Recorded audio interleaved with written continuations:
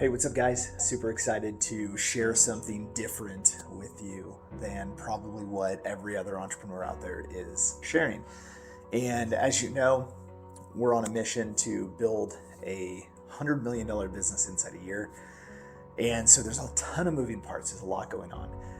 One of the things that's going to be most important is that the intentions being set around what we're doing are very, very clear.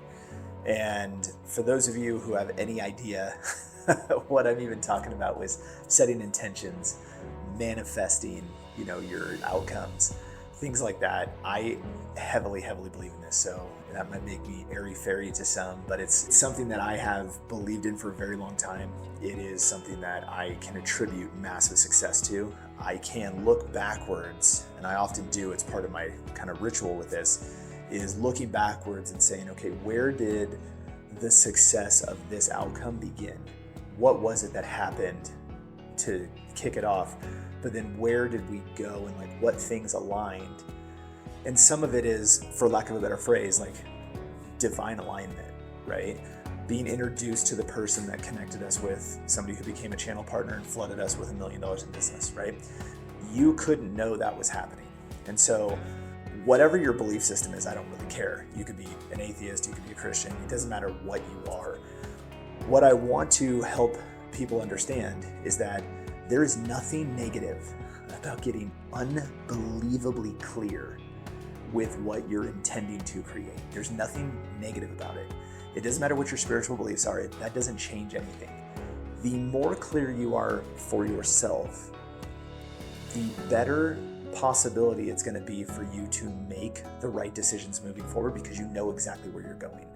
And so I like the idea of intentions better than goal setting. Goal is like this thing at the end, but the intention is, this is really more of the path that we're going to be taking. And yes, it does have an end, hopefully outcome that we're looking for, but the intention sets really a path, and it opens you up to whatever you want to call it. I call it literally divine alignment. And the reason for that is that there's just too many things that have to come into play and align perfectly to make things work. Again, like being introduced to one person who introduces you to two others, and then they introduce you to one, and that person ends up being like your biggest client. The potential for those things to happen, you couldn't have consciously and purposely orchestrated it. So there's a lot of things that just come into kind of this divine alignment. And so that's what I call it. So I truly believe in the idea of attracting your results. And what I specifically mean about that, and I use the word manifestation a lot because it's the term that makes the most sense in my brain, just based on what I've studied and what I've learned. Everybody's familiar with the law of attraction and that movie, The Secret, that came out, forever ago. The challenge with it is that a lot of people think, well, I can manifest anything I want if I just sit here and think about it and dream about it and feel it and expect it and all these things. However, they leave out the one part that actually is required, and that's action. You still have to actually do the thing to get the result. And so while I can sit here and I can be, call it airy-fairy or foo-foo or whatever you want, and I'm going to talk a little bit about that throughout this process, and you'll see me mention back to intentions and manifesting and alignment and all these things. But what I'm really getting at is the fact that you have to have clear set intentions. You have to know what it is that you're actually going for.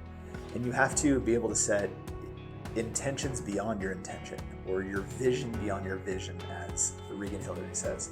You have to be able to say, okay, well, what if I got that intention, then what? Right? Because otherwise you're going to block yourself from getting it. You have to be able to see beyond it. Because otherwise it's this unknown thing. Your body, your unconscious mind is naturally going to try and save you and not let you get into any territory that's unknown.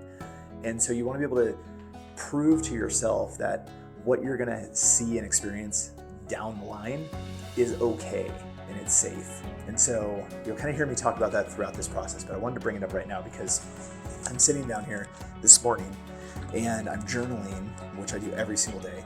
And I'm pretty heavy into this. Every single day I go through these different processes, and some of them are called activations, where it's essentially somewhat of a meditation, but it's very guided and it's very intentional in what I'm trying to do. Things like removing limiting beliefs. So some things that could come up are do I deserve to build a business the way we're going to build it?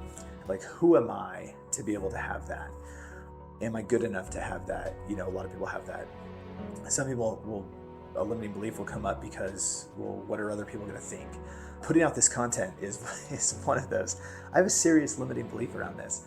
I don't like social media. I don't like creating content like this for the world because people are going to hate on it, right? People are not going to like it. So removing that, what other people think, no matter what, there's a little bit of it that we all have.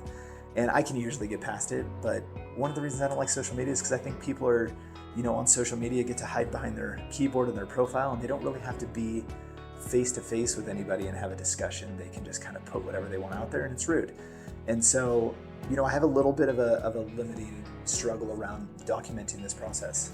So what I want to do is I use these activations to actually kind of release that and get past it. And while you don't eliminate those types of things, which could slow your progress, like a limiting belief could be, I'm not good at hiring people, right? So who am I to, like I was doing the other day, to go out and hire a bunch of setters, right? Like, because that's not my core skill set. I'm not the HR director of my company. What am I doing, right? I could probably be doing this very wrong.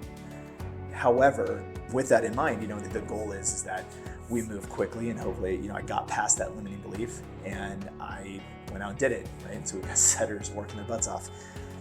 But with that, so what I'm trying to do is I'm not trying to eliminate the limiting beliefs and make them go away and ignore that they exist. What I'm trying to do is get myself to recognize when I have them. And so if my limiting belief is that, I don't have the experience to build a business that fast, right? Because it's taken me longer to build all my other companies to the degree that they are. So thinking about those kinds of things, if I have that limiting belief, I want to catch it the moment that it happens rather than have it sabotage myself. And then I have to kind of play catch up and try to beat that back down the road. I want to catch it in the moment. So that was part of my activation for this morning, was going through kind of some of the ways that we use limiting beliefs to self-sabotage ourselves, and instead be able to recognize the moment that you begin to start having a limiting belief or self-sabotaging, and catch it right then and go, nope, I'm good. I got this. I am going to stay on my path, and I'm going to do what I'm here to do. And I'm going to stay in alignment with my intention and where I want to take this. So hopefully that helps someone out there. If you have any questions about this kind of stuff, I would love you to fire me a comment, shoot that down, hit a like, subscribe, hit the bell notification so you get notified when we put up the content, and sit down. I think that no matter what you're doing, what you're building, what your role is in your company, what you want out of life, I think there's nothing negative about sitting down and setting a clear intention and getting crystal clear, inconsequential factor of it, getting down to the nitty gritty, to the things that you don't think matter, and being able to document those out, think them through, then hold them in the front of your mind so that you are going towards that end goal, that end intention. So I would love to hear your feedback. I think that you'll hear me talk about manifesting and stuff like that a little bit more. Hopefully that doesn't bore you, or maybe it'll excite you, and maybe it'll give you some things to think about for yourself. And any topic or conversation that you want to have around this, let me know. I'd love to support you.